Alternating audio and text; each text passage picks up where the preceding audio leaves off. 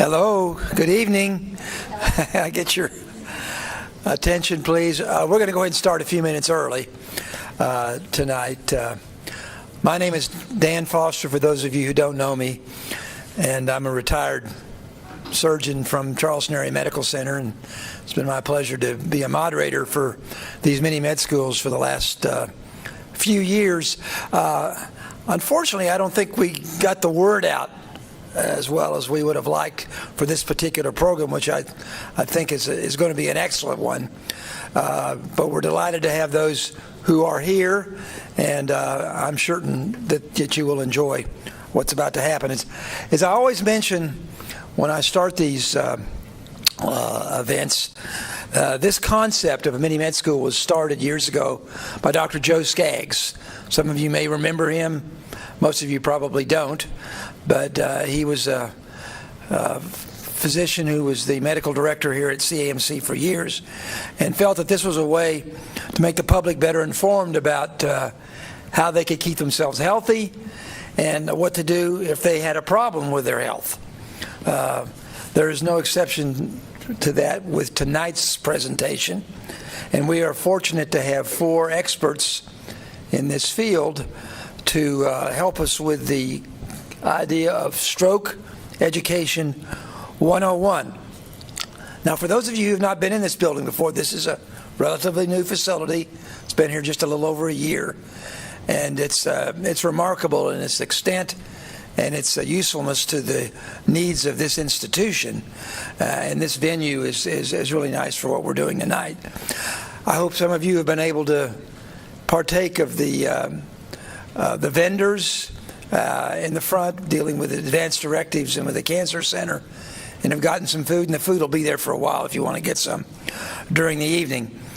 I also want to give a special thanks to our main sponsor for these events, which is the CAMC Foundation and its CEO, Brian Cummings, who have been very generous in helping us make these happen. Before we begin, just a few housekeeping issues that I'll bring up. One, if you didn't already know, the restrooms are through these doors and out in the adjacent to the hallway across the way. The 4 speakers will not entertain questions while they're talking.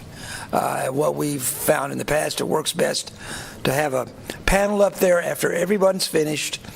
And during the presentations, if you have a question, write it down. We've got sheets for you to do that, and give them to one of the runners or helpers so that we can use those at the end when we have the panel up there. And hopefully we'll have 20 to 30 minutes for questions after the presentations. Finally, don't forget 2 things which I don't want you to forget. One, there'll be surveys for you to fill out to help us plan for the future and to also give ideas about this evening's presentation. And also, you'll receive a certificate for completing the mini med school, which a lot of people really appreciate, so don't forget those. Before we really start with the expert presenters, it's going to be my pleasure to introduce the new chair of the neurology department, Dr. Lardiazbal. I'm sure I pronounced that incorrectly. Who is originally from the Philippines. Did his initial training there, and then was at Cleveland Clinic, and has now been here in this role for about 1.5 years, I believe. And he wanted to give us a little idea about his department and what he's planning on doing. Thank you. Pronounce your name correctly. Yes, good evening. Thank you for having us. Thank you, Dr. Forster. So my name is David Lardiazbal. So I'm a neurologist here in Charleston Area Medical Center.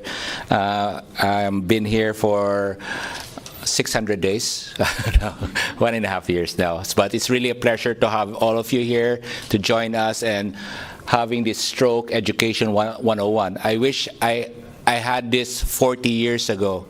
You know, my father had a stroke 40 years ago, and back then we're we were uneducated about stroke risk factors, and it was really a wake-up call for all of us about stroke. And back then, there was no thrombolytic therapy. There was the neurologist I met there who was at bedside didn't do anything really. There was nothing much offered 40 years ago. But now, with the advancement of medicine and advancement of knowledge, we can do more prevention. And acute treatment is only good if we also know how to prevent stroke. And I think this is the importance of our mini med school. So this present generation of doctors, they're very fortunate that they have the tools to educate and disseminate information now with social media and smartphones readily available. We can disseminate education to our patients better. And the health system has improved in care coordination now. So I think one of the things that I really admire about being here in West Virginia is that we have very good core values in this institution. You know, we want to be the best place to refer patients, the best place to learn, and to receive our patient-centered care. And that's where I believe that we will be, that's the reason why we're doing this. We want to make sure this is the best place to learn how to prevent stroke. Our future is that we're going to be the Vandalia Neuroscience Institute. Our mission in this department is to gather the best talents from the different parts of the country, bring them here so that we can do more prevention of neurological disorders and treatment of neurological disorders. I think West Virginia deserves the best doctors to be here. And we have neighboring states, you know, that are probably flourishing in their healthcare, but we will be in the forefront one day. That's my dream. That's our mission. Hopefully we'll be the Mountain Mayo in the future. So I think and then we have great panelists here also. So they're from different academic institutions in their previous training. So you learn a lot from them, and very fortunate to have them to be our panelists. So thank you very much.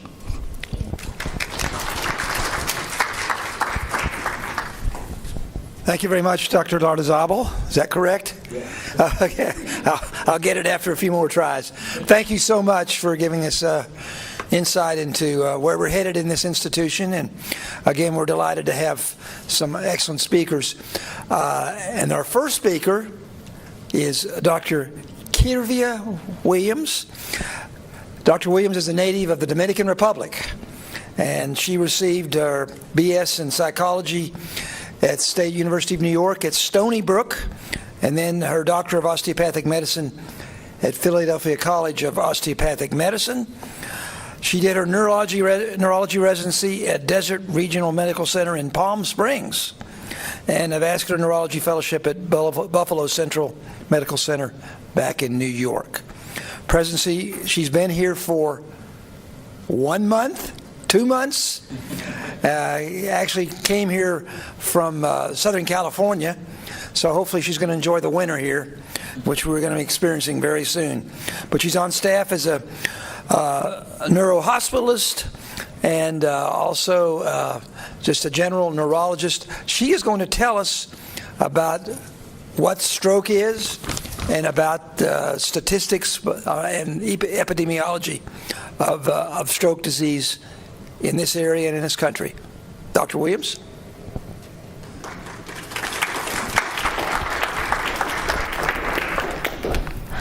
Yes. I'm actually really excited to be here. Like Dr. Lardizabal was saying, like I'm super excited to be part of this team. We really want to improve access to care here in West Virginia and expanding as well.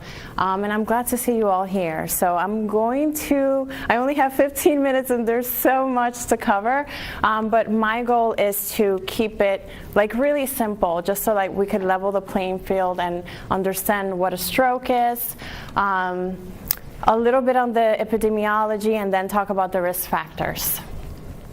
I think our goal is to empower our community and work with our community. So having this knowledge is crucial so that we can all start having healthier habits, making better choices. So what is a stroke? So before I get into what a stroke is, it's important to just understand how important it is to have good blood flow in our body to supply all our organs. But speaking about stroke, we're talking about the brain. So the brain is very sensitive to changes in oxygen, and the blood is what provides oxygen and nutrients to the brain in order for the brain to work the way that it should. So here I just have a picture of like what a nice healthy artery. The artery are the blood vessels that carry oxygen-rich, nutrient-rich blood to organs. So here you have the heart. It starts in the heart, and you can see as we're traveling up, we have the arteries in the neck, the front and the back, that then go intracranially into the head to supply the different lobes of the brain. So that's how it should normally work. So a stroke or a brain attack, you hear all these terms, is pretty much just an insult to the brain. It is a type of brain injury that happens when there is a blood vessel that should be carrying oxygen and nutrients to a part of the brain, but there's a problem. There's either a blockage or there's some sort of rupture or bursting that happens, so that then this blood flow cannot follow the normal path and go to that part of the brain to supply the nutrients. So depending on what blood vessel and what part of the brain is affected, that's going to determine what kind of symptoms you have. I know sometimes people think of stroke like, well, I couldn't tell they were having a stroke because they weren't weak on one side. Well, only if it's supplying a part of the brain that would affect motor function, then you would have those symptoms. So stroke can manifest in so many ways, and that's why it's important to know the warning signs so that you can seek help right away. And this is so crucial. Remember I mentioned that the brain is very sensitive to changes in oxygen.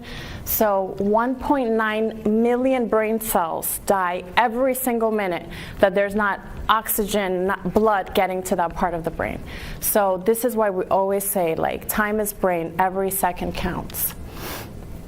So a stroke, just breaking it, making very simple, happens because of lack of blood flow, either from blockage.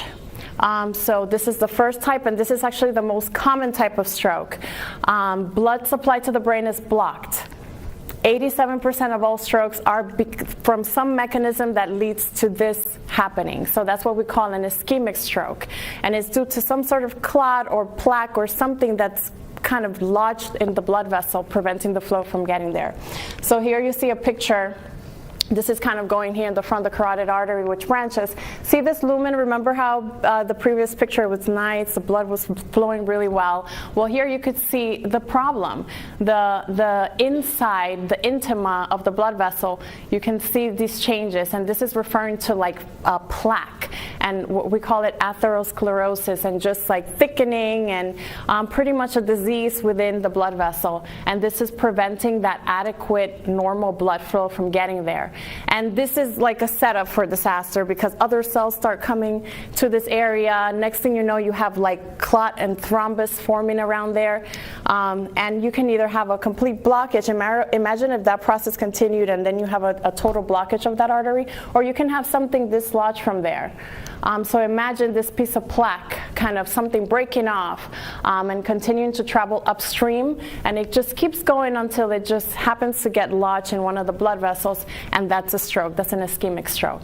Again, I'm simplifying it. It can happen from different mechanisms. It can come from the heart, for example. It doesn't just have to come from the artery, but essentially some sort of clot, plaque comes from somewhere, gets stuck in the artery. And then you have hemorrhagic strokes, which are less common. And the most common type of hemorrhagic stroke, so bleeding in the brain from something rupturing, is actually from uncontrolled high blood pressure. Sorry. But here I also am showing a different mechanism. A lot of times in the hospital people ask, what's an aneurysm? Well, an aneurysm, when it ruptures, that's another hemorrhagic type of stroke. So what you see here, the blood vessel, then you have a point of weakening where because of different changes, high blood pressure, it keeps kind of ballooning out. And if that were to rupture, that's what we call the subarachnoid hemorrhage. So again, not as common, but there are hemorrhagic strokes from rupture, and it can happen from different mechanisms, including high blood pressure, aneurysm rupture. And remember I mentioned that depending on what blood vessel gets blocked or burst, you will have different symptoms. And one way that we can remember what to look for if we're concerned that someone is having a stroke is this FAST kind of acronym. So F for you have the person try to smile. Is their face drooping? Are they drooling? Are they having even numbness in the face? When they talk, is their speech slurred? You have them try to lift their arms, and then you'll see is something kind of drifting, or the arm could just fall because it's flaccid. Speech difficulty, not only the slurring of the speech, but are they even making sense when they talk? We call that like a word salad is a term that a lot of patients use. When someone is talking and it's fluent, like they're actually having a conversation and you have no idea what they're saying because it's nonsensical speech. Or they cannot understand what you're trying to tell them. So those are all language problems, speech difficulty. And then the T, again, it is so important. 1.9 million neurons die every minute. Time to call 911. And again, this is a way to kind of simplify it, but there are so many other manifestations. You can have just numbness on one side of the body. You can have confusion, again, from just having higher cognitive function affected and language problems, trouble seeing, sudden blurred vision, double vision, trouble walking, dizziness, balance issues, problems with coordination, severe headache of unknown cause, even the ischemic stroke 10% like this, but a lot of times when someone comes with a really bad headache, we get worried about bleeding in the brain. So we talked about the main stroke types, and then we hear this word all the time, TIA or mini stroke. So this refers to a transient ischemic attack. Transient because of the nature that it's kind of like it resolves on its own, usually within minutes, but technically up to 24 hours. It can still, it's a little more complicated than that, but can still classify as a TIA. So what happens is, imagine if you have a small little clot and it's kind of traveling up in your brain and you have the symptoms, but it dissolves or, kind of goes further down and just dissolves into the bloodstream. You have stroke-like symptoms, but they're not permanent. And that's what we refer to as a TIA. This is a medical emergency. So once you've suffered a TIA, you are more likely to have a major stroke. And actually 1 in 5 people with a suspected TIA will have a stroke within 90 days. That's why it's so important. It's so sad sometimes. People come in, they're having these symptoms and they keep waiting, they think it's going to go away, or it's stuttering, it's kind of coming and going, and they don't get to us on time. So if you're worried that you're having a stroke, a TIA, or someone you love is having a stroke, TIA, it's better to call 911 and have us evaluate you, because if we can figure out what is causing this, then we can try to intervene. So how do you know if it's a TIA or a stroke? You don't. Like I said, the saddest thing is when someone comes because they say, oh, well, I was kind of weak, my arm was feeling weak, but I thought it was going to go away, or I thought I slept wrong. And they wait too long, and then they get to the hospital, and we can't do anything about it in terms of acute stroke intervention, which will be another talk. So how do you know if it's going to be a TIA or stroke? You don't. Always ring for an ambulance straight away, because like I said, time is brain. And even sometimes people think they're having a TIA, and then we do imaging and we actually can see the like a scar, like a permanent scar left in their brain. The point is, you don't know if you're having a TIA or a stroke. It's better to just come on in and have us evaluate you. I won't spend too much time on this, but this is just to kind of stress how prevalent, how big of a problem strokes, TIAs are. So how many Americans will have a new or recurrent stroke this year? Over 700,000. So actually 795,000, and this is in the US. 1 in 4 people will have a stroke in their lifetime. Like, just think about us in this room and the fact that 1 in 4 people are going to have a stroke. Every 40 seconds someone is having a stroke, and this is just statistics for the US.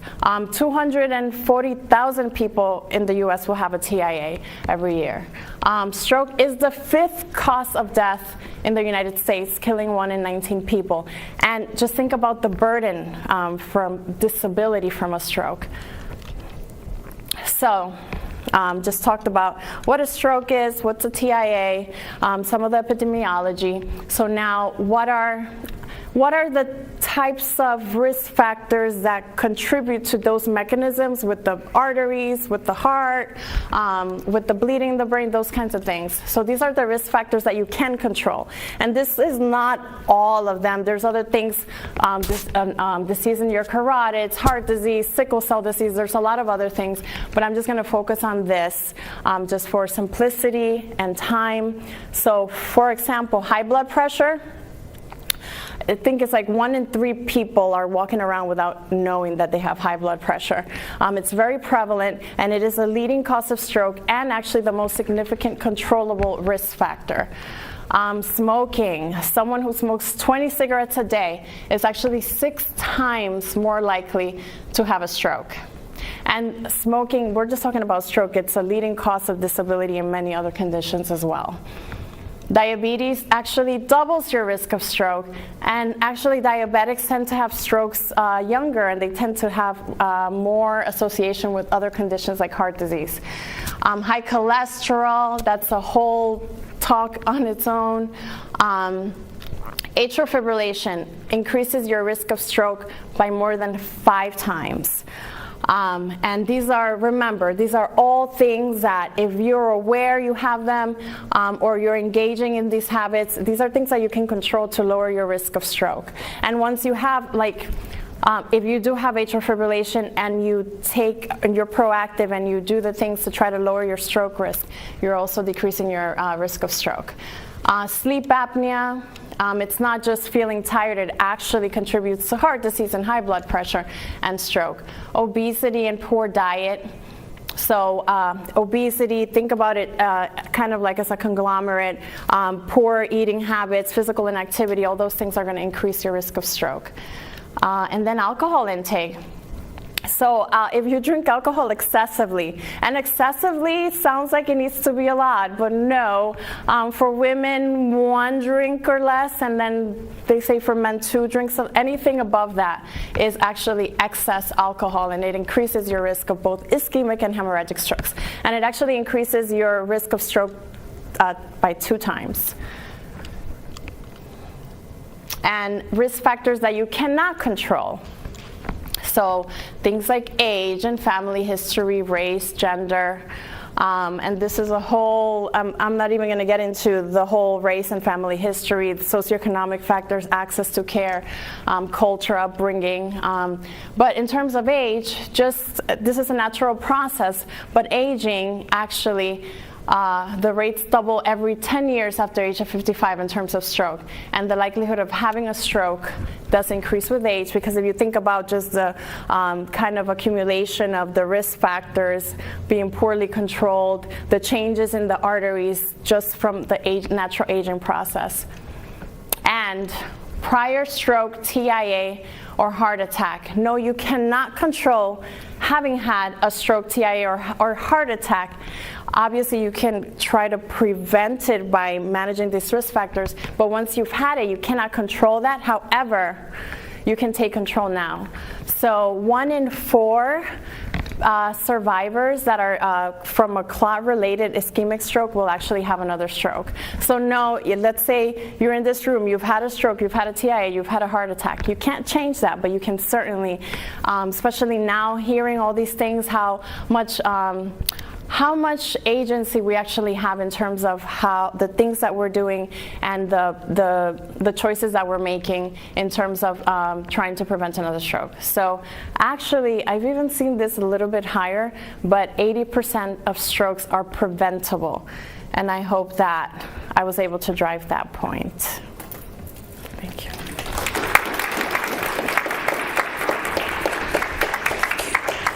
Thank you very much, Dr. Williams. You've set the table for us. Hopefully we now know a lot more about exactly what a stroke is. My father actually had a stroke, and obviously I'm having to deal with the issues related to family history, but it's important to understand what exactly it is. Now we're about to hear more about what you do when it happens, and our next presenter is Dr. Braden Dim, who is from the state of Michigan. Received his BS in biochemistry from the University of Detroit and his MD from Wayne State University, also in Detroit.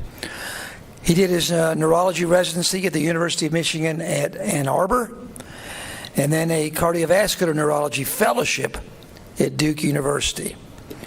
We're very fortunate to have him here. He's been on staff at CAMC as a stroke neurologist and neurohospitalist, and he's also the medical director for hospital neurology, as well as being the co-director of the Comprehensive Stroke Center.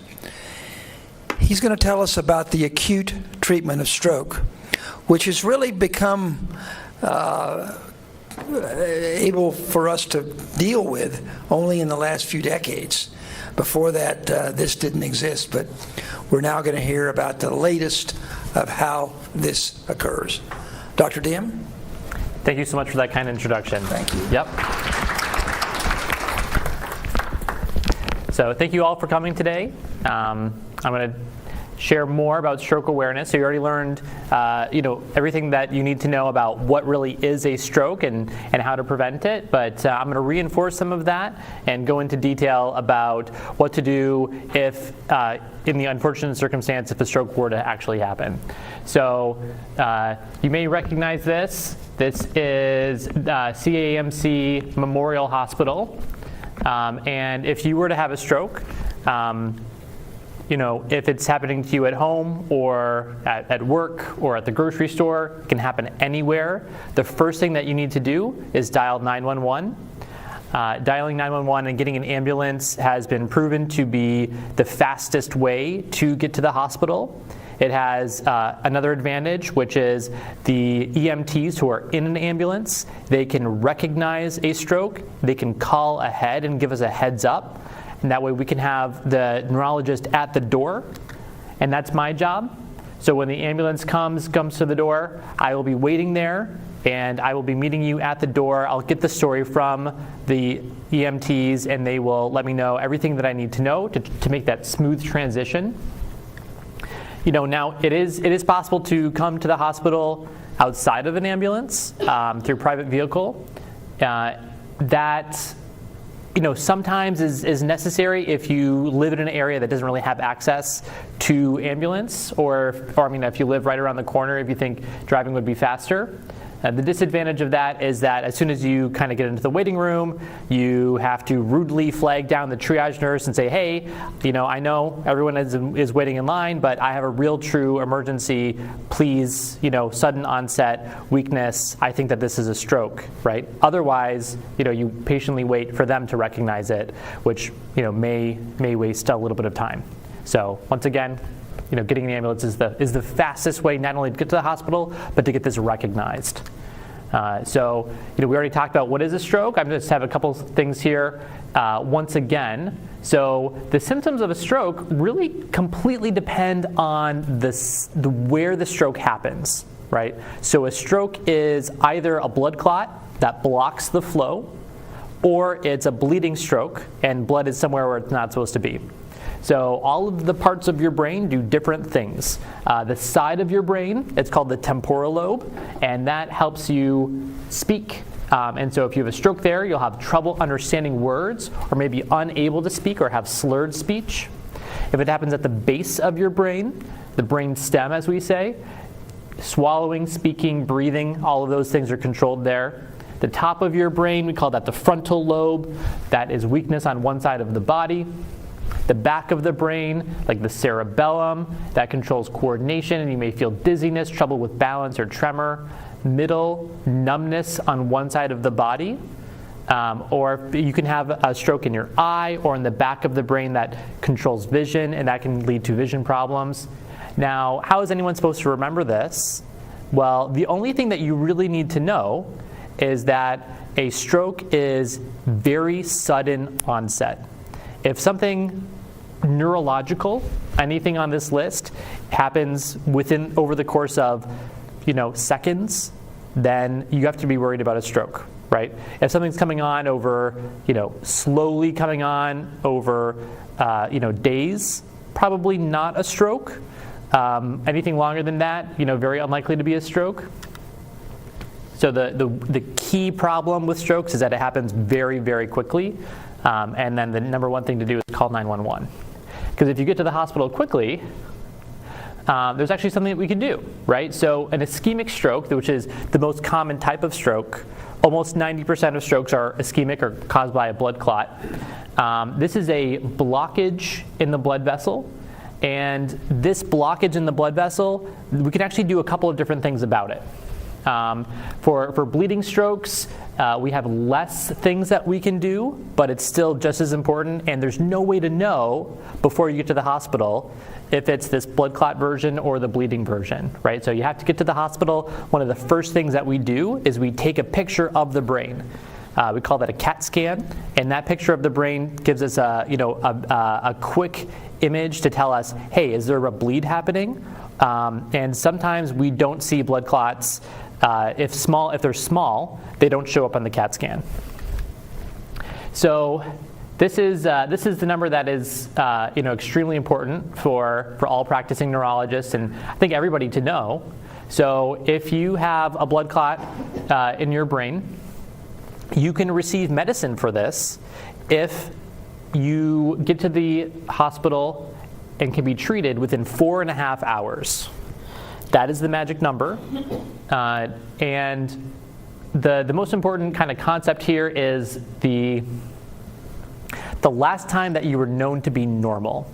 This can confuse some people because what happens if you woke up, it's 8 a.m., you woke up and you're like, wow, ever since waking up, my right arm has been weak. Sometimes it gets translated as, okay, well, the last time, my right arm is weak as soon as I woke up at 8, so it's 2 hours ago, right, if it's 10 a.m. Well, it's not quite that, because the stroke could have happened at any time during the night. And so that would be really kind of the last time you were for sure known to be normal would have been as recently as you were able to use that right arm and it was strong, which is typically going to be the night prior. Now, one of the worst things that you can do if you have a stroke in the middle of the day is take a nap. I've definitely heard stories where people will have sudden onset of weakness on one side, sudden onset facial droop or slurred speech, and they're like, I'll just sleep it off, right? It's the worst thing you can do, because what if you wake up and it's worse, right? Sometimes, previously in our lives, we've all had issues and we're like, oh, I'll just walk it off, I'll just sleep it off, right? This is where it's key to really recognize what's a stroke and what's not. And getting here to get this medicine. The medicine, we call it a clot-busting medicine. Historically, it's been called TPA, or tissue plasminogen activator. This was proven in 1995. So prior to 1995, we didn't really have an excellent medication to turn this into a real emergency. Okay, we've always had aspirin, but aspirin doesn't really bust up the clot, and and really treat strokes the way that TPA, or this clot buster, does. Recently now, not only the United States, but the entire world is switching over to a newer medication called tenecteplase. There's been, a plethora of studies showing that tenecteplase is at least as good as TPA. So there's really no more concern that, even though it's newer, everyone is fairly convinced at this point that it is at least just as good. And it's easier to give. It's actually TPA, you'd actually have to give only a little bit at the front, and then most of it you have to get it in an IV over the course of a whole hour, which is inconvenient. But this new one, tenecteplase, can be given all at once, and it's just as safe, as shown by many different studies. So there's another treatment of stroke, and this is called thrombectomy, or more simply said as clot removal surgery. And whenever you say surgery, it sounds a little bit scary, but surgery can be simple as a groin puncture. So we all have arteries that run through our groins, in our in our thigh area, and those are a way to access the arterial system. Right, so blood clots exist in the blood vessels in the brain. So in order to get there, you can actually thread a wire through the blood vessel in your groin and thread it all the way up, and you can actually deploy a system to physically remove that blood clot. That has been tremendously effective. But unfortunately, not everybody is really a candidate for this sort of procedure. In order to be eligible for this sort of procedure, you actually have to have a physical blood clot visible on the scan. And that's part of my job, is where, while a patient is in the CAT scanner, I look at it as it's rolling through. And as soon as the images get live on the computer, I am looking at it and I'm saying, oh, I can see a blood clot there. Let me call the neurosurgeon and let them know that they have to come down, they have to drop what they're doing, come down, and take out that blood clot.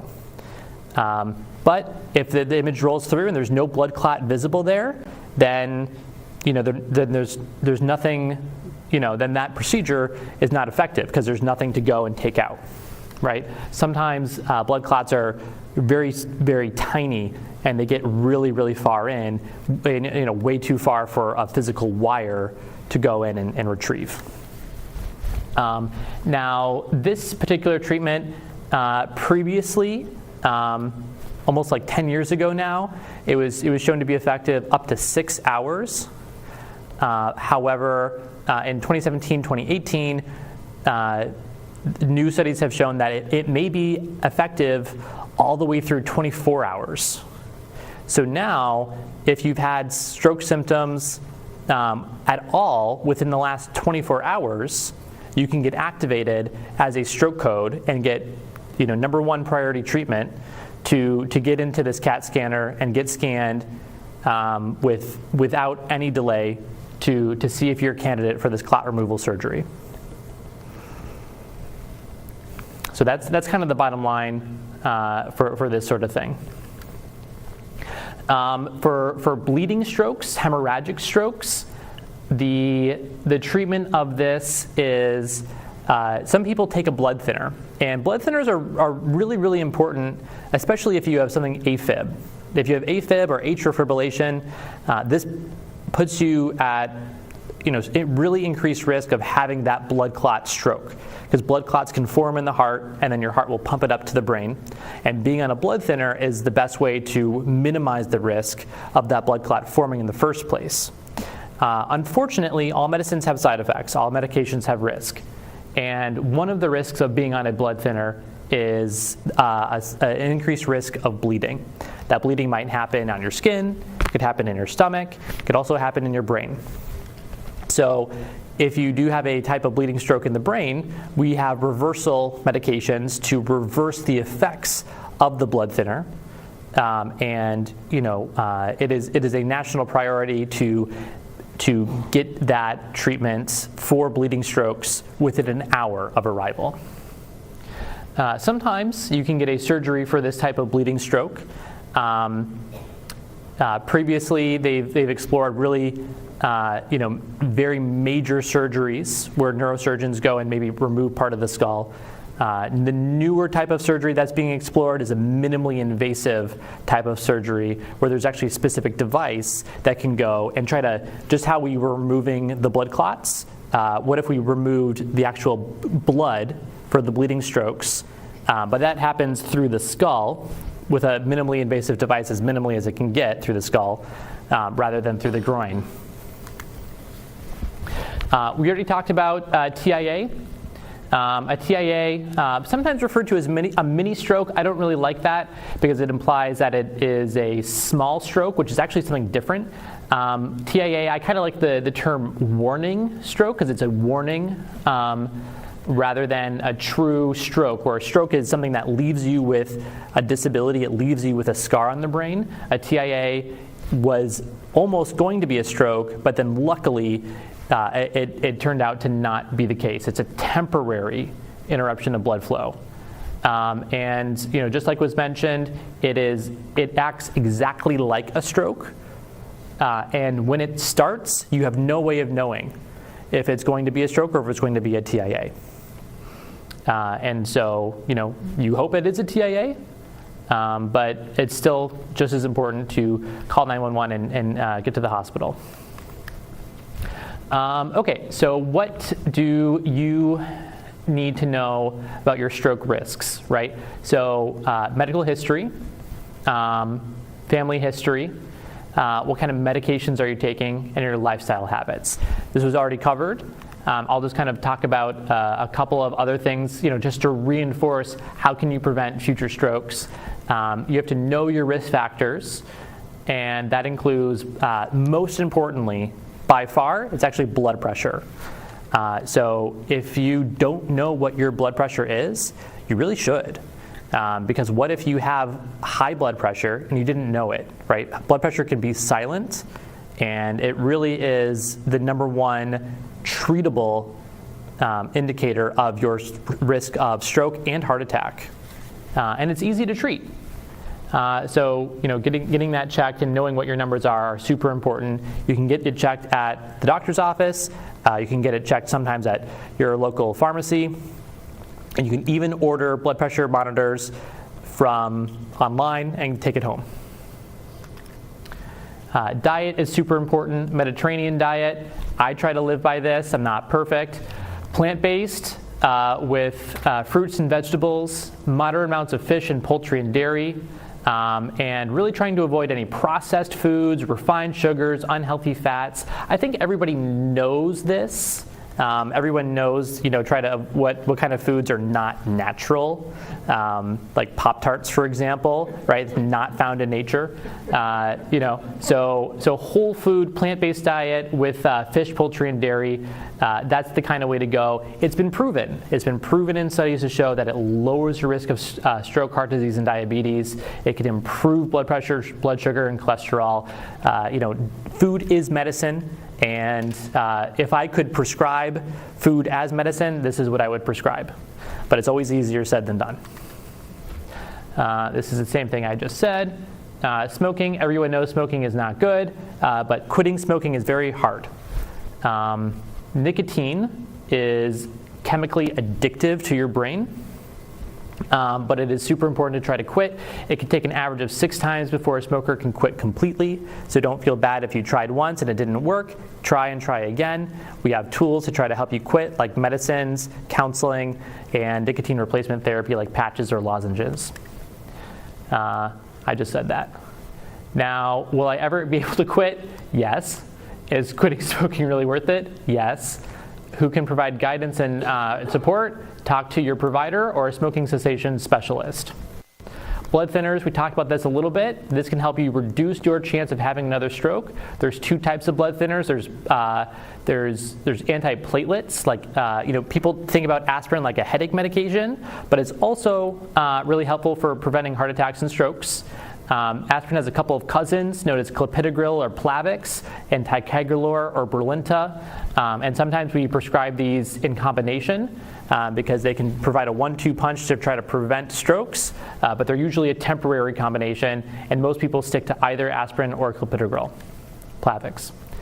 Anticoagulation, these are the more powerful blood thinners. When we talk about blood thinners, this is really kind of what we're talking about, anticoagulation. These include warfarin, Coumadin, heparin, and then the newer drugs like Eliquis, Xarelto, Pradaxa. Generic names are called apixaban, rivaroxaban, and dabigatran.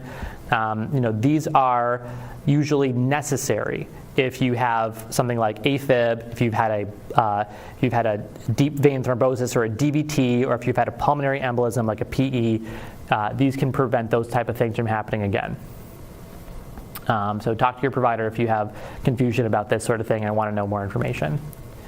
The last slide we learned about FAST. I like B FAST. B adds in balance and I to the FAST.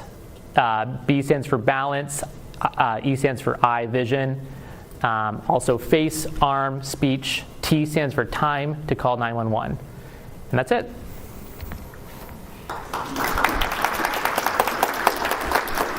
Thank you very much, Dr. Dim.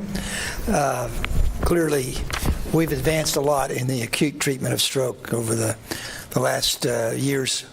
When I was in medical school, we didn't do any of this. We dealt with what we ended up with, and often that wasn't very good. But I don't want you to forget, please, if you have questions, write them down and ask somebody to pick them up, because we'll be taking care of those later. Regarding smoking, I was involved with smoking cessation for years during the latter stages of my practice. And I always remember my favorite quote is Mark Twain: "Stopping smoking is easy. I've done it 100 times."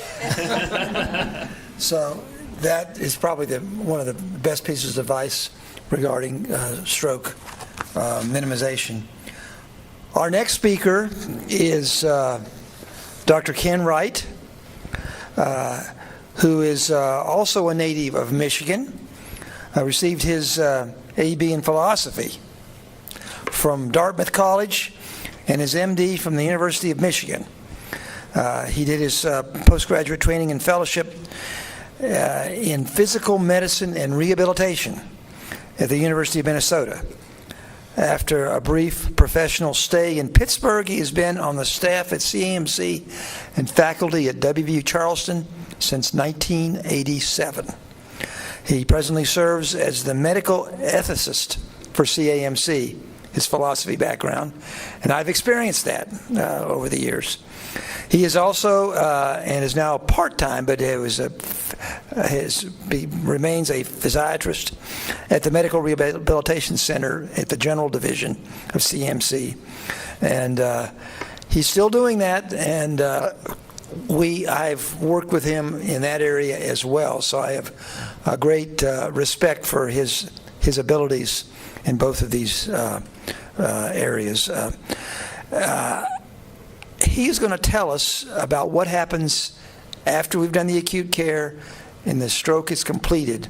How do we resume normal activity, or as much as possible resume normal activity? I give you Dr. Wright.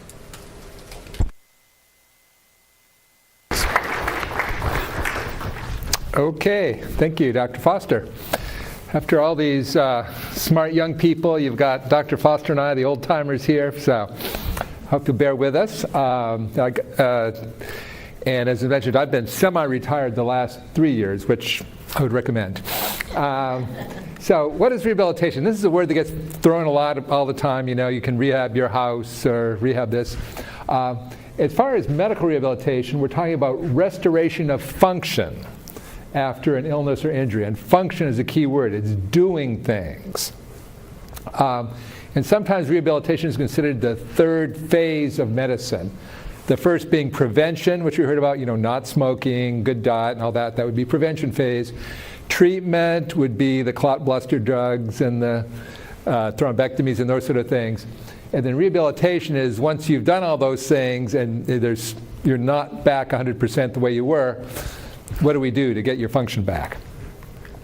Now, the good news is that people do have recovery after stroke, recovery of function, and there's a number of mechanisms. Of course, one is that some parts of the brain are not completely killed, and so they're sick and they can get better.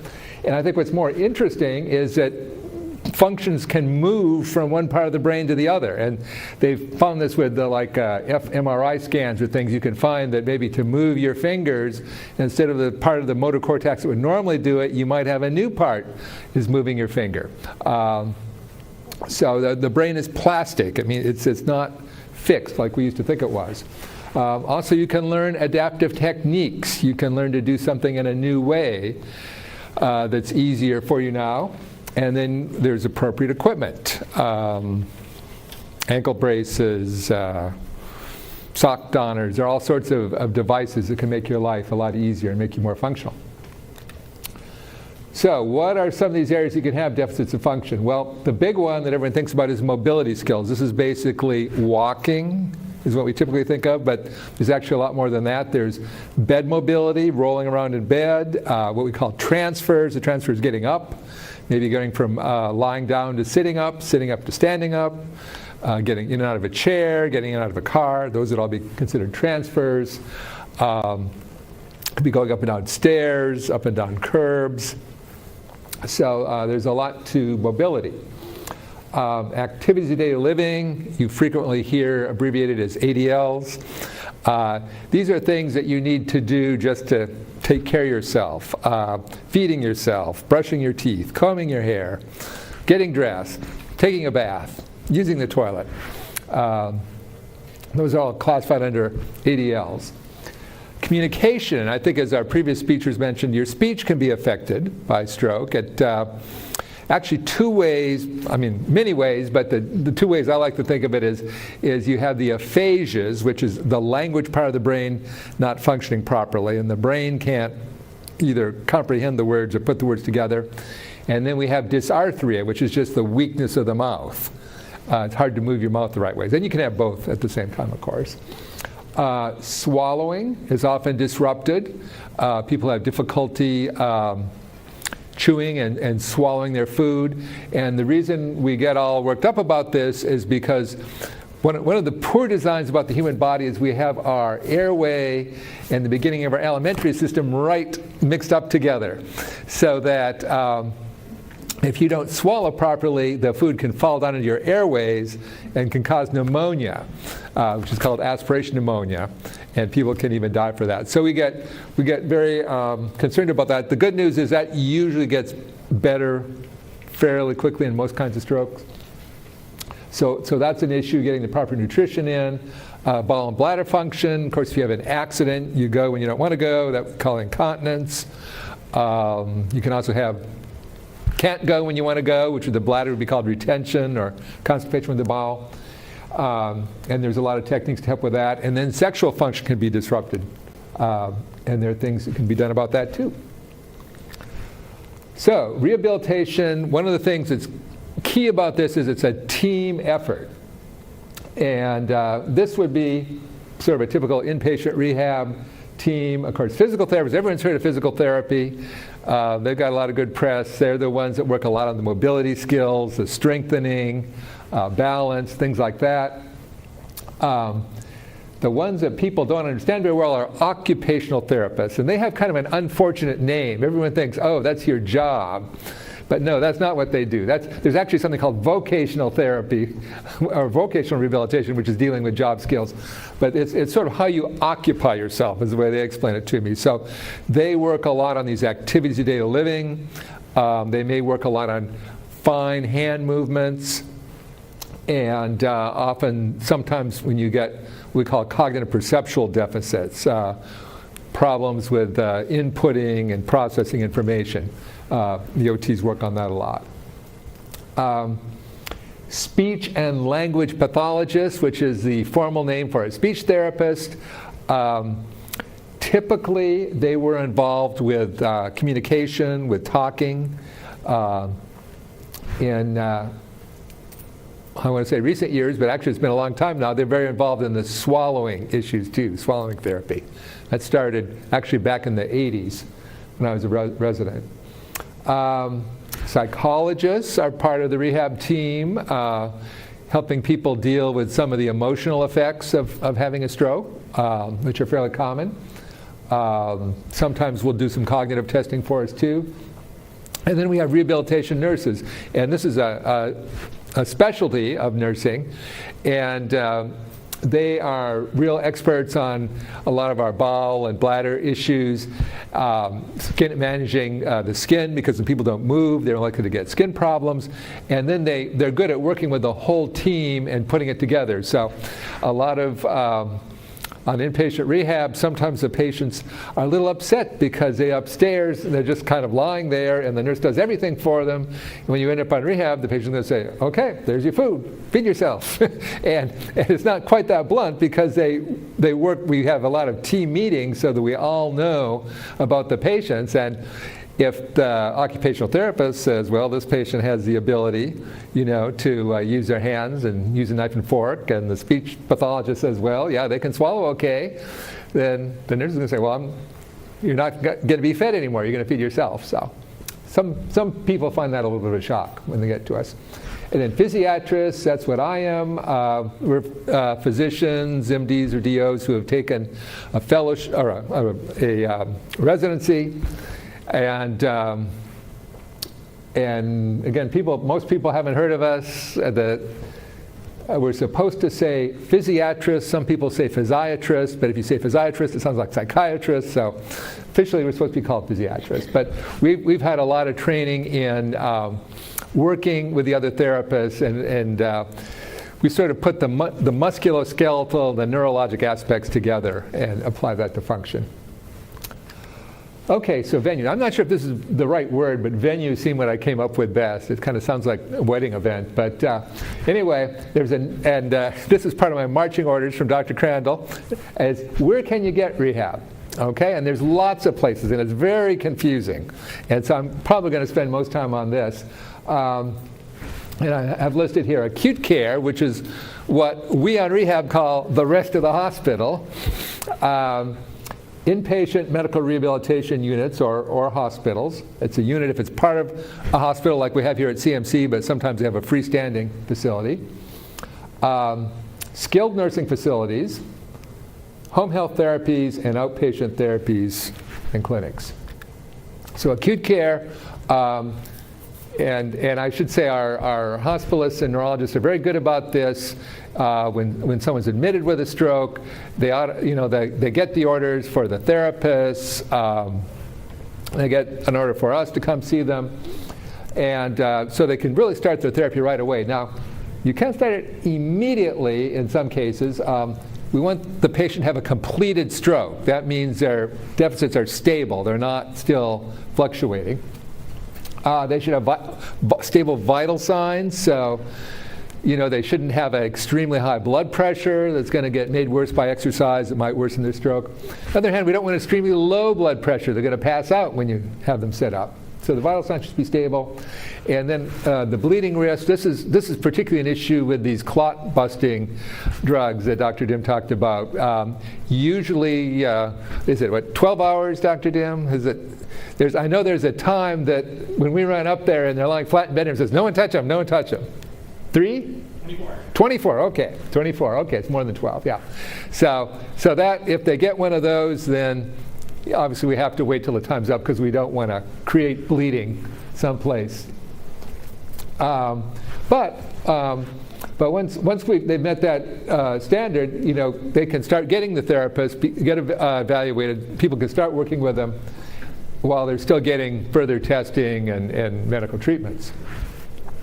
And so that's where we kind of try and figure out where they're going to go. Now, inpatient medical rehabilitation is the most intense level of rehabilitation, and not everyone goes there. And I'll explain some of the reasons you might not go in a moment. So to go there, you need to tolerate at least 3 hours a day, 5 days a week. And you have to need the therapies, and you have to need at least 2 different therapies. So we sometimes have patients, they have more of a language stroke. They have aphasia. And they can walk around pretty well, and they can dress and bathe and that stuff pretty well. They just can't talk well. They're really not a candidate for inpatient rehab. They're going to need to go home or someplace else and get just speech therapy. There should be a reasonable expectation of returning home, and we include assisted living in with that. And this is why family is so important. There's been a lot of literature that shows that family support is one of the best prognostic factors for how you do after a stroke. And you can have a fairly severe functional deficit, and if you've got really good family who can help you, you're going to be able to get back home. And you could have, if you have a much milder stroke, but you have no one at all to help you, you're probably going to need to be in some sort of facility after that. So family is very important, and that's something we always look at. And I think that's sometimes our referring doctors can't quite figure out, because there's 2 patients lying there in the beds and they have the exact same stroke, but they have a totally different family situation, and we say, oh, we want this one, but not this one, and people don't always understand what we're thinking. Now, and again, talking about Dr. Foster, I've been about it a while. When I started, we used to keep these people for ages.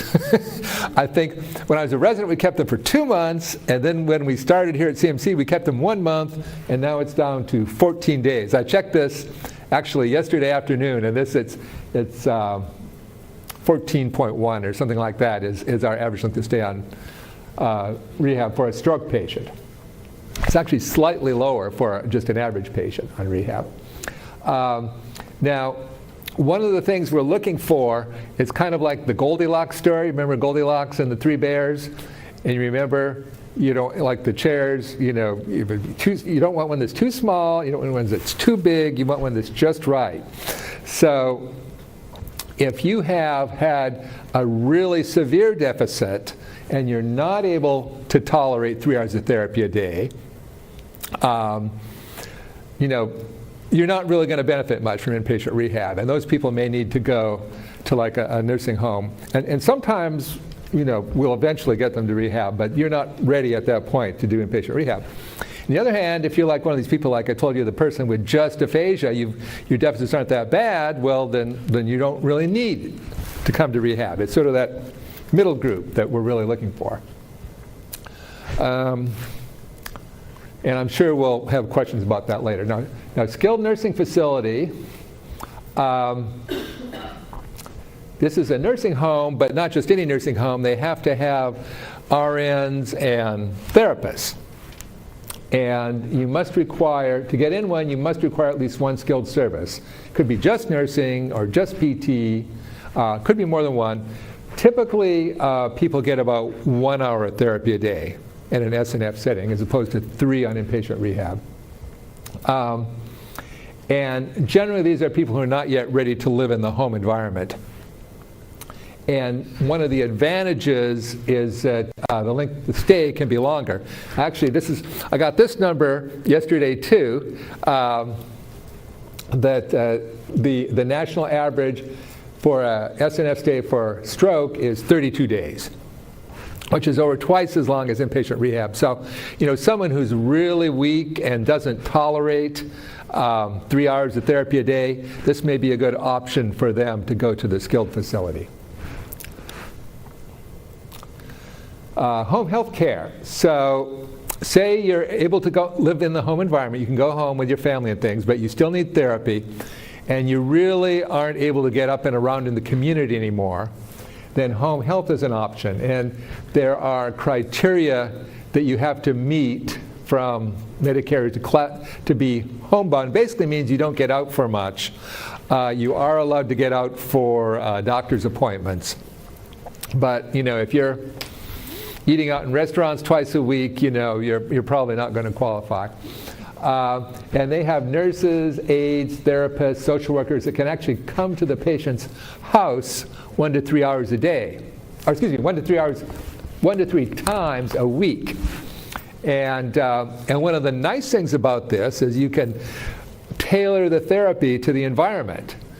So you may say, oh, gee, they've got to go up and down these 4 stairs to get into their house. Well, we can work on those stairs. The therapist can work right on those stairs that they need to go up and in. So it can be very well tailored to their environment. One of the things I think families are sort of concerned about is they think, oh, home health, someone's going to be with you all the time. No, they're only going to be there a few hours a week. So if the patient needs help or supervision, either the family's going to have to do that themselves or they're going to have to hire someone. And no, this is not covered by Medicare or your private insurance, so that's usually an out-of-pocket expense. And then finally, the level for the people who are doing the best is outpatient therapies, where you, if you're the patient, someone takes you. I'll say they take you because you probably shouldn't be driving yet. It's soon after a stroke. But someone in the family or friends puts you in the car, or you get in their car, they drive you to where the therapy is. And the nice thing about this is that they have a whole lot more equipment and facilities there. And usually done 2 to 3 times weekly. An issue is many insurers have, if you read the fine print, you have a limit on the number of therapy sessions a year, and often it's as little as like 20 or something, which is really not very many, particularly if you need more than one kind of therapy. And typically I get a bunch of calls at the beginning of the year, there's a new calendar year that people are eligible for more therapy and they want to get a prescription to go back. Okay, and the last thing I wanted to say about this is that it's not just you get one and that's it. Many of our people will travel through a whole bunch of these.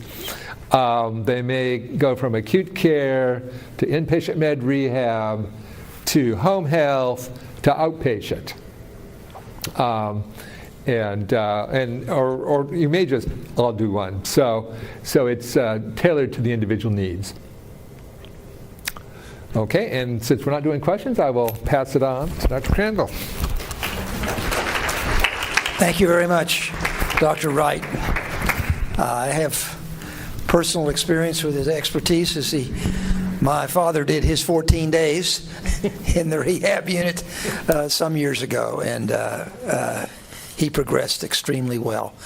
Our final speaker is Dr. And again, don't forget about questions. Please submit some when you think of them. Our final speaker is Dr. Suzanne Crandall.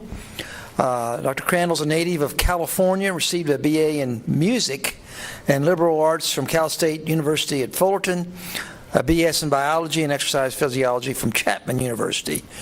And she then received her Doctor of Osteopathic Medicine from Kansas City University of Medicine and Biosciences in the College of Osteopathic Medicine in Kansas City, and then completed a neurology residency at St. John Macomb Oakland Hospital in Madison Heights, Michigan. Prior to coming to CAMC in April 2021, she practiced general and vascular neurology and was director of the neurology clerkship program at St. Luke's Marion Block Neuroscience Institute in Kansas City. She's now been here 3 years, and she now serves as the Chief of Neurosciences, is the Director of the Neurology Residency Program, and Co-Director of the Comprehensive Stroke Center at the General Division. She's going to tell us a bit more, and it will be our cleanup speaker, but it will also give us an idea of other stroke clinics that exist in the facility. Thank you. Thank you so much. All that and $3 buys you coffee at any Starbucks in America. And you can tell from that introduction that I'm every father's worst nightmare, right? That I got to a level of education where you had to pay for every unit, and then I never left. So you had a stroke. What's next, right? The stroke recovery clinic. Look at that. I use this slide in every single presentation because I just love this slide. And I think this idea, time is brain, really defines everything that we are trying to do with the stroke program, is educate people to get to the hospital faster, treat people faster, and get better outcomes. So this is kind of recapping. I like to think I'm last but not least, right? This is kind of recapping what we've done today. So one way to think about a comprehensive stroke evaluation is to visualize a triangle or a pyramid. So this top angle of the triangle is stroke intervention, which we should offer whenever is appropriate. That's what my amazing colleague Dr. Dim spoke about earlier. And then the other two triangles, the angles of the triangle down here, can be thought of as risk factor investigation and modification, and then rehabilitation, which we really want to do at the same time, that my fabulous colleagues Dr. Williams and Dr. Wright discussed. And so one of the things we have initiated here at the general campus is the Stroke Recovery Clinic, which is where we want to see patients after they are finished at the hospital and finished with their rehabilitation. So if anybody in this room has been in a hospital before, you know that you see a ton of people when you are in the hospital, right? You got people running in and out of your room all the time. You don't even know who half these people are. And then when you leave the hospital, sometimes the question is, who do you follow up with, right? Because your primary care doctor may not know everything they need to know about what happened in the hospital. So we want to be that service for you, the Stroke Recovery Clinic. So after your hospitalization, after beginning rehabilitation, maybe outpatient for patients who are able to go home, or after your rehabilitation stay, we want to see you follow up in the Stroke Recovery Clinic. We want you to come back to the office, where we have a group of physicians and advanced practice providers who see patients in follow-up from their hospitalization. We review hospitalization records, and we generally see people for somewhere between 3 and 12 months after their stroke. Having a stroke doesn't mean that you have to come see a neurologist for the rest of your life, but you really should come see us once or twice. So some of the things we talk about in the Stroke Recovery Clinic are making sure that you understand what your risk factors are for stroke and how we're mitigating those using medications, right? So were you prescribed aspirin or anticoagulation for atrial fibrillation, and your blood pressure medications? What's the #1 most modifiable risk factor for stroke?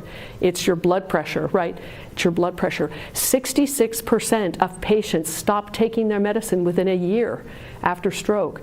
That is just something that we need to say is unacceptable, and we need to work with people on that. The other thing we want to do is we'd like to check up on referrals that were written for you, because you may need to see cardiology or neurosurgery. We want to make sure those referrals have been made, you have an appointment, you've been seen, kind of close the loop on some of the studies you had done, and follow up on your rehabilitation. Because some people, especially people who have stroke intervention, go home and they don't need therapy. They're not felt to need therapy in the hospital because they've done so well in the hospital after getting IV thrombolytic or getting a mechanical thrombectomy. But sometimes people get home, they've been home 2 weeks, 3 weeks, and then realize, I'm not doing as well with my walking, my right arm is not working very well, I'm struggling to get back to work. And sometimes we need to think about adding some therapy in the outpatient world. We also like to make sure if you need any additional testing or follow-up testing from your hospitalization, that gets scheduled, that gets done. So one possibility is we may have sent you home wearing a little cardiac event monitor, looking to see if you have atrial fibrillation. So if you're going to wear that for a month, you'd kind of like me to look for the results of that, right? And let you know, do you have AFib or not?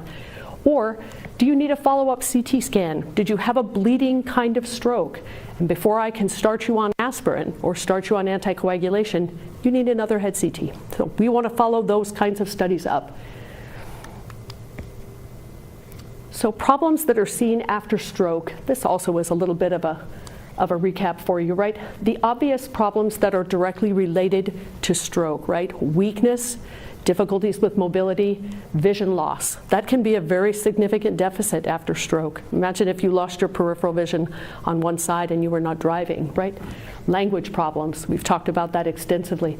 Swallowing problems, balance problems, and sensory problems.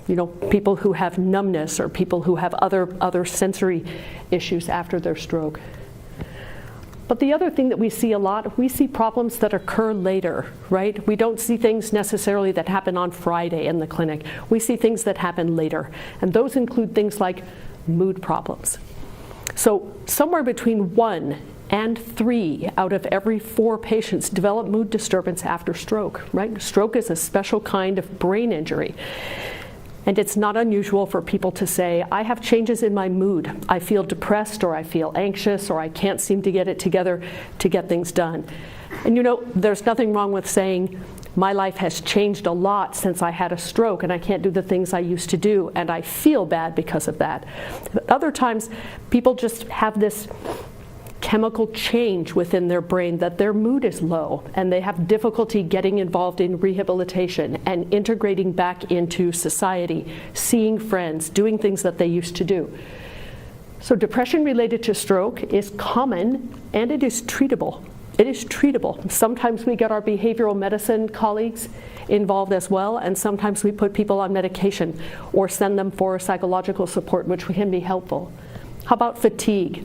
About fatigue. More than 50% of people who have stroke report sometimes crippling degrees of fatigue, and that can make it really hard to get back to work, right? You may need a workplace accommodation, like you need to be able to take a nap in the afternoon. But it's also important to know that sleep apnea is an independent risk factor for stroke, which I think Dr. Williams talked about, and is more common in patients who have had stroke.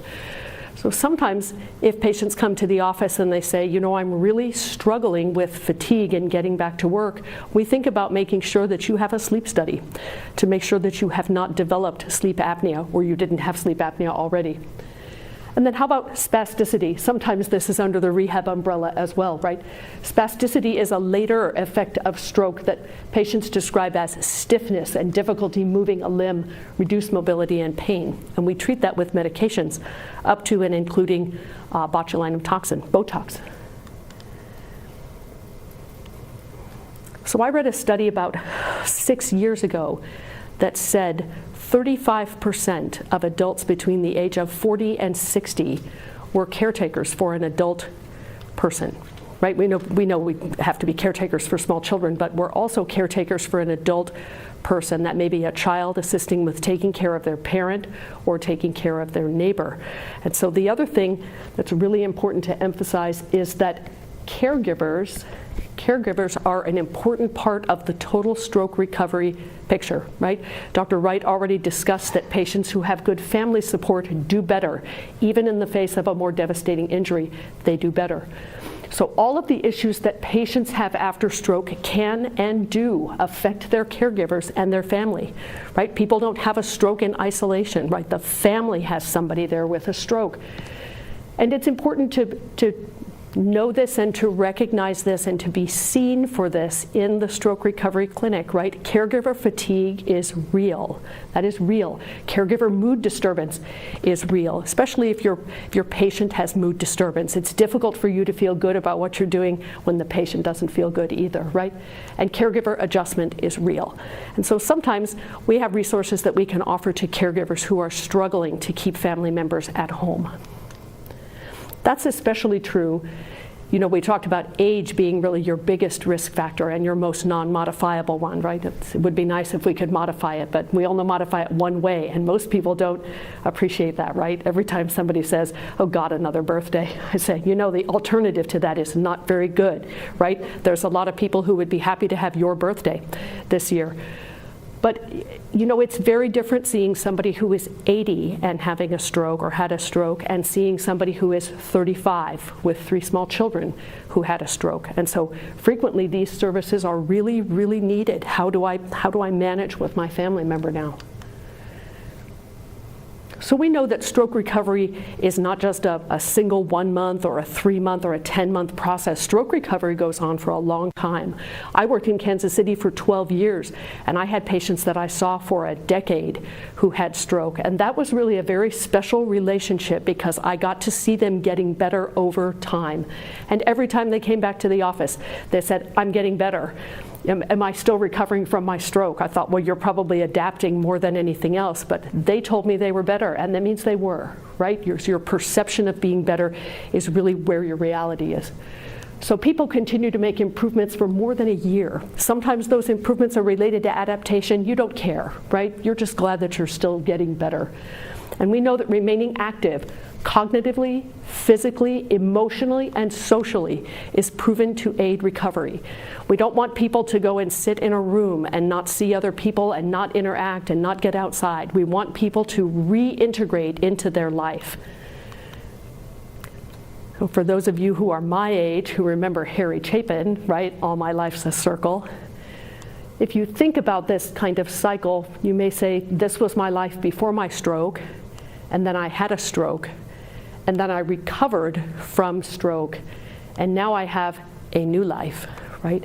And this is now my good life. We don't want people to get stuck at this part here and not get back up and back around the circle. We don't want people to say, I'm a stroke victim and I never went anywhere after that. We want people to say, I had a stroke and now I have made a recovery, and while my life might not be the same, it's still good. It's different, but it's not less than it was. It's still good. And so that is one of the things we want to really do in the stroke recovery clinic, is try and emphasize this portion of the circle and get people back to their life.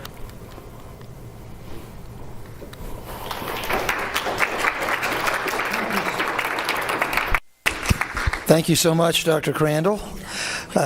Excellent presentation, and this is a new concept to me, and I'm delighted to hear that we're moving along that way here in Charleston. If I could ask the speakers to all come up here to the table to form a panel. And do we have any questions? Okay. Thank you. You all did a wonderful job. This was incredibly informative. And where's Dr. Crandall? She's coming. Let me go ahead and I'll go ahead and ask a question. Thank you. You talk about anticoagulants, and you discuss the fact that they can be very helpful with atrial fibrillation, but they can in dealing with ischemic stroke, but they can also cause a bleeding type of stroke. And if you're dealing with a 80-year-old who's a fall risk, how difficult is it to determine the risks and benefits of giving them, say, Eliquis? Anybody? Sure, I'll tackle this one. So that's a very frequent question that comes up, and it is almost always tackled as a risk-benefit discussion between the prescribing physician and the patient and their family. Now, I think that in my opinion, based on the studies that I've seen, my informed opinion, I believe that the benefits of taking a blood thinner and anticoagulant in almost all cases outweighs the risk. And it is hard to conceptualize this because when you see a fall, the first thing that comes to your mind is, oh my gosh, my loved one fell. Did they hit their head? Did they bleed somewhere? That's the first thing that comes to mind when you see a fall. But if you look at this sort of thing, the risk reduction of taking Eliquis or taking a blood thinner really outweighs the increased risk of severe disabling bleeds. So that's how I would approach that. Great. Well, yes. Yeah. If I could add to that too, I mean, when you say fall risk, that's a very nebulous term. I think you should really evaluate these patients. I mean, why are they falling? I mean, maybe they need a different assistive device, or they need more supervision. I mean, often this is treatable. You can do an intervention which will reduce their risk of falling and hurting themselves. Appreciate it. Well, it's a question I often get from friends and family when they start to take one of these medications. Thank you for these questions, and I'll do my best to go through these. I think the question relates to giving clot-busting drugs And how do you determine, exactly whether you should or shouldn't use it? You mentioned 4.5 hours, but I assume there are other criteria related to also the CT scan probably makes is an part of the decision. Can somebody maybe elaborate on this, make it a little more understandable to the average person? Yeah, I can chime in. Timing is important. It's important also to rule out, make sure that it's not a bleeding kind of stroke. And then we look at different criteria. One of the things is it, what kind of symptoms are you having? Is it something disabling? So we use a scale, we look at the kind of deficits that you're having and make sure that, the risks of the small chance of bleeding from the thrombolytic outweighs. So the benefits that you're getting outweighs the risk of bleeding, which is very minor. But then we look at other things. We have to make sure your blood pressure is under control. We ask, make sure you're not on a blood thinner already. And then if you are, we have to look at some additional parameters. We need to make sure, for example, that you haven't had any recent surgeries. That would be a contraindication. That you haven't had any recent significant fall and trauma. We look at things like if you have a underlying cancer or you've had a bleeding in the past. So there's, and I'm sure I'm forgetting others. If you have a history of brain cancer, there's so many different criteria. So part of our job, if you're a candidate, you come in within the window, you have a disabling symptom. We're looking at so many other parameters to make sure that it's safe to give you this medication. In general, it's a very safe medication, and if you meet those parameters, we definitely like to offer it to our patients when they're having significant disability from a stroke. We're glad we have experts like you to help make these decisions, obviously. Anybody else have any comment? It's really important to understand that the number of people who have a complication from the thrombolytic is far, far overshadowed by the number of people who are better, right? The chances of bleeding are less than, kind of the fast and dirty would be less than 10%, right? 6 or 7% of people will have some complication with bleeding. 2 or 3% of people can have a significant problem that could be fatal. And about 60% of people have significant improvement in stroke symptoms. I mean, we've seen people that go home in 48 hours without needing rehabilitation. They essentially look normal from there. So the benefit this medication can give you is significantly greater than its risk that way. Yeah, that's amazing for someone as old as me who remembers the way it used to be. If a stroke affects a person's vision and makes it blurry, what is the timeline of the vision returning to normal, or will it always be blurry? Can anything be done to restore vision back to normal? Vision is a very difficult symptom to rehabilitate, and so we do see patients going through rehabilitation for vision that has more to do with adaptation to your environment and sort of looking at the larger picture of your environment. So we take for granted sometimes walking down a hallway, we look at things within a foot of us rather than stepping back and saying, I see this hallway, I see a chair on that side, I see something else that's a problem. And then also learning to turn your head into that area where you do not see and kind of opening up your world that way. I'll just add to that. People can have blurry vision after a stroke for 3 main reasons. You could have a stroke of your eye itself, and that's the retina, the part that collects that light. If that happens, that can be really devastating, and that has minimal to almost no recovery of vision. You can also have blurry vision if you have a stroke of the back of the brain called the occipital lobe. That tends to have a better recovery, a better prognosis than you get it of your eye.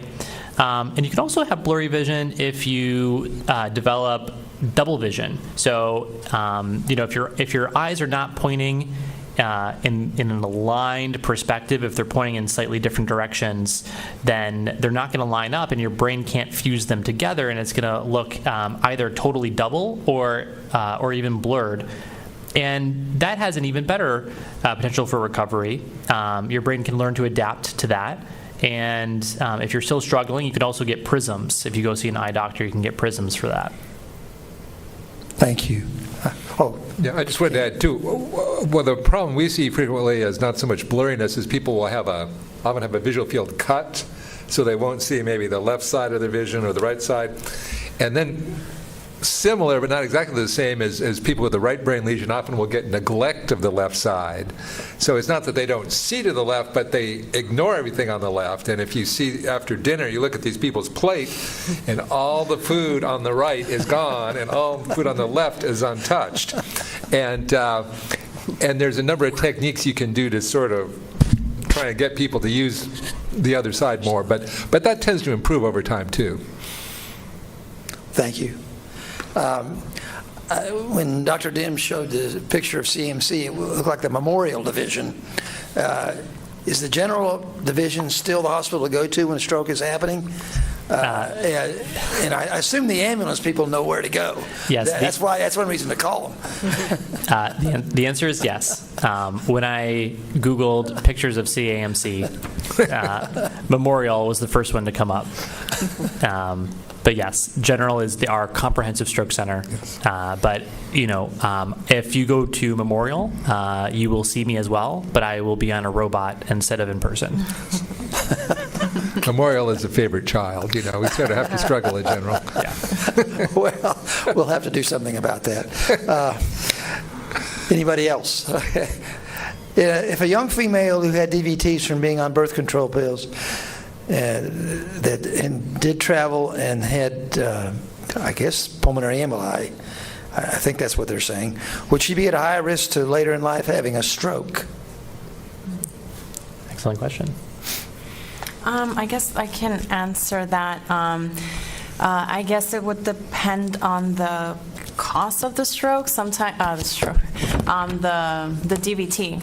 So was it, you mentioned traveled, so there, we asked things like, prolonged travel, even the oral contraceptive use, but I also think it's very important to do a more thorough investigation and look for like a hypercoagulable, meaning are you forming clots for other reasons? So if there is an underlying etiology, then the answer would be yes, versus if it's something that was provoked and you're on anticoagulation temporarily and then get rescanned and the clot resolves. But if there's an underlying reason why you're forming clots, then yes, without medication, that's why you would have to stay on a lifelong anticoagulation. But then other risk factors like the oral contraceptive use, smoking, is something that you want to stay away from. So it's difficult to say yes or no. It would warrant further investigation. Anybody else? Thank you. It's a tough one. This is, I guess this is a comment, and then I guess it's a question. There are many programs to help smokers. Please, underlined, help those of us with eating addictions. Any suggestions? They mentioned Dean Ornish, Dr. Esselstyn. Are there, So I'm not any an expert at recommendations? this, but have you considered Ozempic? Yeah, the new weight loss drugs. Any comments on those, just generally in terms of the risk-benefit? I've seen very promising studies. I don't personally prescribe it. I have another question regarding stroke and dementia. Is there any association? Yes, I looked into this, and there's a two-way relationship. So people who have dementia may be at higher risk of having a stroke, and people who have had a stroke may be at higher risk of having dementia. So Alzheimer's is the #1 type of dementia. But then the second most common is actually vascular dementia, where strokes tend to accumulate either just below the parts of your brain that do the thinking, the connection parts, or hitting multiple parts of the brain. And so sometimes there's actually an overlap syndrome where it's partly Alzheimer's, partly vascular. Thank you. That's certainly an issue that a lot of us are facing. If somebody has one additional short question, I'll let you ask that from the audience. If not, I think we've probably reached the end. I have a few closing comments. Of course, I want to thank you for coming. This has been incredibly helpful to me, and I assume to you as well. And I want to thank our distinguished panel for the time they've taken and the diligence they've put forward in making this a very comprehensive and understandable program. And I'm sure if you all have any personal questions or would just like to do it privately, they're going to stay here for a few minutes, and you can just come up and get those answered before they leave. I want to thank, again, the CAMC Foundation for their sponsorship, and I want to thank those from CAMC Education, particularly Jay Ripley, Chris Cobb, who always does incredibly well with our technical needs. And hopefully your expectations were met in coming here tonight. And we do want to appreciate you filling out the survey. It is very helpful to us in the future. We try to do these about twice a year, and they are important to us, and then we want them to be important to you as well. Don't forget your certificate when you leave. Thank you so much for coming, and have a good evening. And the panels will be here for a little while if you wish to come up and meet them or ask them another question. Good evening. Thank you.